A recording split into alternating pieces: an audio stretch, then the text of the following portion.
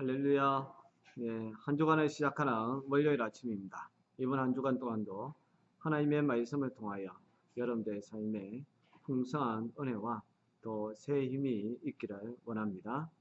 오늘 함께 나눌 큐티 말씀은 여호수아 18장 1절에서 10절입니다. 이스라엘 자손의 온 회중이 실로에 모여서 거기에 회막을 세웠으며 그 땅은 그들 앞에서 돌아와 정복되었더라. 그러나 이스라엘 자손 중에 그 기업의 분배를 받지 못한 자가 아직도 일곱 지파라. 여호수아가 이스라엘 자손에게 이르되 너희가 너희 조상의 하나님 여호와께서 너희에게 주신 땅을 점령하려 가기를 어느 때까지 지체하겠느냐. 너희는 각 지파에 세 사람씩 선정하라. 내가 그들을 보내리니 그들을 일어나서 그 땅에 두루다니며 그들의 기업에 따라 그 땅을 거래 가지고 내게로 돌아올 것이라.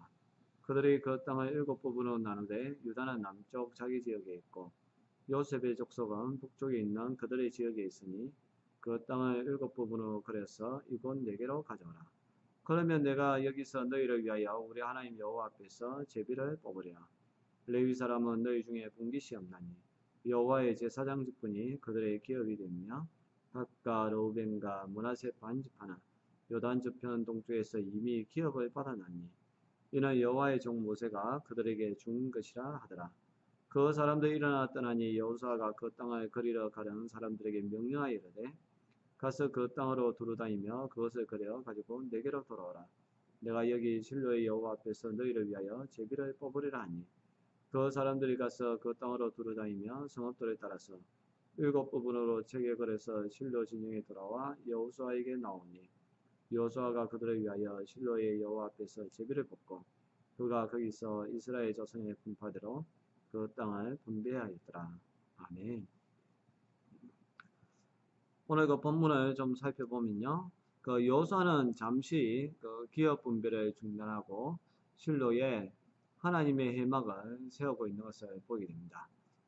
회막을 세웠다는 것은 백성들에게 다시 기업에 대한 하나님의 그 약속을 상기시키고 또 무엇보다 하나님 중심의 선민이라는 것, 하나님 중심의 민족이라는 것을 알려주기 위해서 그렇습니다.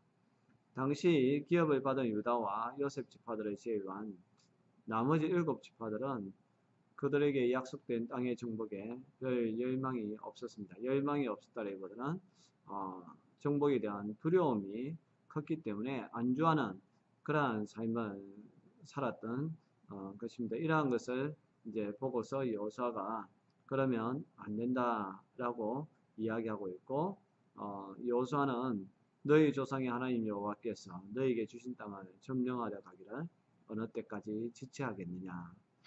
지체하는 것에 대해서 책망하는 것을 볼 수가 있습니다. 현실에 안주하는 그러한 삶의 모습이라는 거죠. 우리가 그 어떤 그 땅에 정착을 오래 하다 보면 거기에 대한 집착이 생긴다는 말이 있습니다.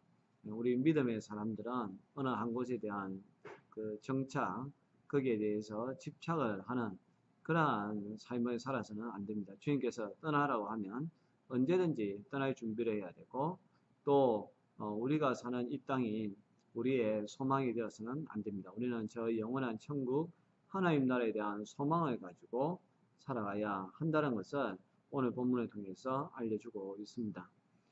또 다른 편에 봤을 때 성막이 실로에 세워지게 된 이유는 그곳에 여호수아가 속한 에브라임 지파의 성읍이고 또 가나안 중심부에 위치해 있기 때문에 전체 이스라엘의 사방으로 모여들기에 용이한 장소여서 그렇습니다. 그러나 더 깊은 이유는 그 실로라는 이름과 관련이 있는데요.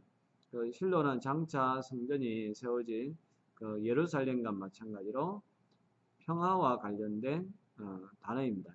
살렘 이게 우리가 평화거든요.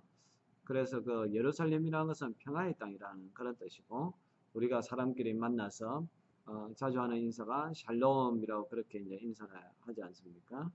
바로 이 실로가 그런 샬롬의 의미가 있다는 것이죠. 또 이 땅은 메시아의 별명으로도 사용됩니다. 창세기 49장에 보면 이제 야곱이 12 아이들, 그 아들들에게 축복하는 그 장면이 나오는데요. 거기에 보면 넷째 아들인 그 유다 지파에게 그 축복하는 그 장면 속에서 실로라는 이 장소가 등장합니다. 바로 여기에서 메시아가 등장하는 것을 말하는 거죠. 그러니까 평화의 왕이시며 평화의 처소가 거하는 분이라는 것, 그것을 갖다가 상징적으로 보여주는 장소가 실로고 거기에 회막을 세우는 것을 볼 수가 있습니다. 이 회막이라는 것은 어떤 모임을 강조하는 그런 장소입니다. 말 그대로 이 모이는 그 장소라는 것이죠. 출애굽기 29장 42절에서 또 43절까지 보면 말씀이 있고 민수기 17장 4절에도 있습니다. 하나님께서는 또 이 회막에서 만나 주신다라고 말씀하고 있습니다. 우리가 간혹 혼자서 신앙생활을 하시는 분들 있습니다. 굳이 교회에 가지 아니하고 그냥 개인적으로 하나님을 만나서 예배하고 또 하나님과의 깊은 그 관계를 가지고 있으면 굳이 교회를 나가지 아니하고 나가지 아니하여도 구원받을 수가 있고 신앙생활 하는 데에 별 지장이 없다라고 생각하시는 분들이 있는데 그런 분들은 깊이 생각을 해봐야 됩니다. 성경적이지 않습니다. 성경은 회막, 또 성소, 또 성전, 지금은 이제 교회, 그것을 통해서 하나님이 만나 주신다라고 이야기하고 있는 거죠. 우리가 예배는 혼자 드리는 것이 아니라 함께 드리는 것입니다. 그래서 이 교회라는 것도 한 사람으로는 교회라는 명칭을 쓰지 않습니다. 두세 사람이 있을 때에 그것이 교회가 되는 것을 볼 수가 있는 것이죠. 그리고 이 참된 예배는 반드시 평화의 왕이신 그 예수님과의 만남이 이루어져야 한다는 것이죠. 그래서 우리가 예배를 왜 드렸냐? 바로 내 마음속에 진정한 평화를 누리기 위해서 우리가 하나님 앞에 예배를 드립니다. 예배 속에서 내 마음에 평안이 임할 수 있게끔 예수님이 내 마음속에 들어오셔서 내 삶의 주인이 될 수 있게끔 여러분들이 사모하면서 예배의 자리에 나와야 한다는 것이죠. 혹시 여러분들은 하나님의 약속과 명령을 잊은 채 그 현실에 안주하며 지체하고 있는 게으른 신자, 그 일곱 지파와 같은 그런 사람 아닌지 한번 생각해 보시기를 바라고요. 또 여러분들이 매일 하나님을 만나고 또 그의 뜻을 구하기 위해서 하나님과의 만남의 그 장소, 특별히 교회 중심의 신앙생활을 하고 있는지 그것을 생각할 수 있기를 바랍니다. 그것을 위해서 묵상하시고 또 언제나 신앙생활은 교회 중심으로 하는 그런 믿음의 사람들 될 수 있기를 바랍니다. 실로에서 선포된 하나님의 말씀으로 인해 일곱 지파에서는 각각 3명씩 대표를 선출하게 되었습니다. 그래서 총 21명의 사람들이 뽑혀서 이제 그 지도 그리기를 위한 답사 작업에 참여하게 되는데요. 이런 것은 그 민수기 13장에 보면 모세가 가나안 땅에 정탐을 보냈을 때에도 지도자를 뽑아서 보내는 그 장면도 있고 또 여호수아 2장에서는 그 시딤에서 또 2명의 정탐꾼을 이제 보내어가지고 미리 가나안 땅을 정탐하고 오게끔 그렇게 하는 게 있습니다. 그리고 이제 오늘 본문에서는 각 지파에서 3명씩 그래서 이제 7지파 21명의 사람들을 보내어가지고 정탐하고 지도를 그려가지고 오라고 하고 있거든요. 그래서 우리가 주의 일을 할 때에도 이렇게 그 계획적으로 또 우리가 그 나름대로 하나님의 그 약속의 땅을 미리 우리가 바라보고 나아가고 또 마음속에 그리고 나아가는 신앙의 자세가 필요하다는 것을 보여주고 있습니다. 그 역사가인 요세푸스에 의하면 대략 한 7개월 정도의 답사 작업을 했다라고 봅니다. 이거는 다르게 하면 결코 쉬운 게 아니라는 거죠. 여전히 거기에 가나안 족속들이 살고 있었기 때문에 생명의 그런 위험성도 있고 또 두려운 마음도 있었겠죠. 그럼에도 불구하고 여호수아는 그들을 보낸 것은 믿음의 사람들은 어디에 안주하고 정착하는 것이 아니라 하나님의 그 약속을 바라보면서 담대하게 그곳을 우리가 정복하고 또 그 땅에 하나님의 나라가 임하고 또 하나님의 백성답게 살게끔 하기 위하여서 이제 이들을 보내는 것을 볼 수가 있습니다. 그리고 이제 그들이 땅을 거려왔을 때에 그 땅을 놓고 이제 제비 뽑아서 이제 분배한다라는 이야기를 하고 있거든요. 결국 우리가 꿈꾸는 것만큼 하나님께서 이루어 주신다는 거죠.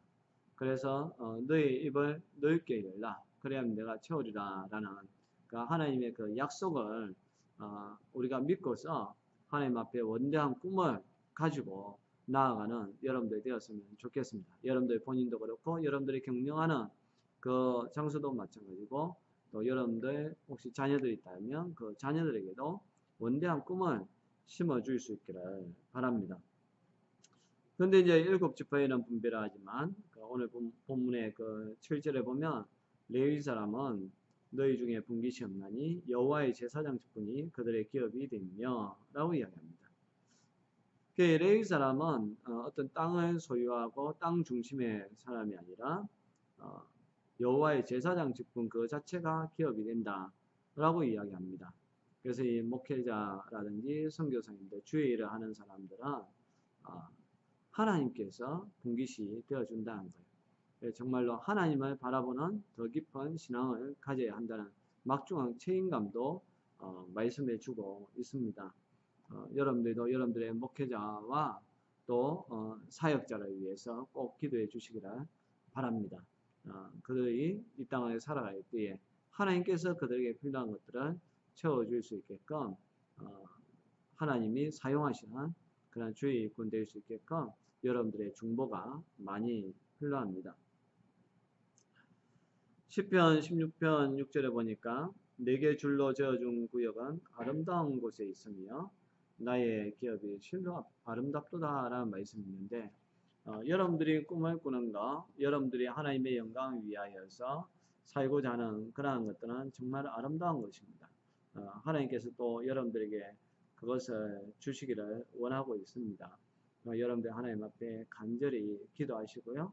또 미리 그러한 것을 얻을 수 있게끔 준비하시고 그리고 이제 믿음으로 선포하고 나아가면 여러분들이 원하는 그러한 삶을 살게 될 것입니다. 그럼 무엇보다 그곳에 하나님의 영광을 위한 하나님의 나라가 임할 수 있게끔 여러분들이 쓰임받을 수 있기를 간절히 원합니다. 기도하겠습니다. 하나님 아버지 이번 한 주간 동안 우리가 하나님께서 약속하신 땅을 바라보고 또 약속하신 그 말씀을 바라보고 또 내가 마음속으로 그리며 또 선포하며 나아가기를 원합니다. 하나님 아버지 이번 한 주간 동안 내 삶에 있어서 또 지경이 넓혀지는 복된 시간 되게 해주시고 많은 어려움과 또 고통의 순간들도 있겠지만 그러나 포기하지 아니하고 오직 주님 바라보며 나아가게 하여 주옵소서. 예수님의 이름으로 기도합니다. 아멘.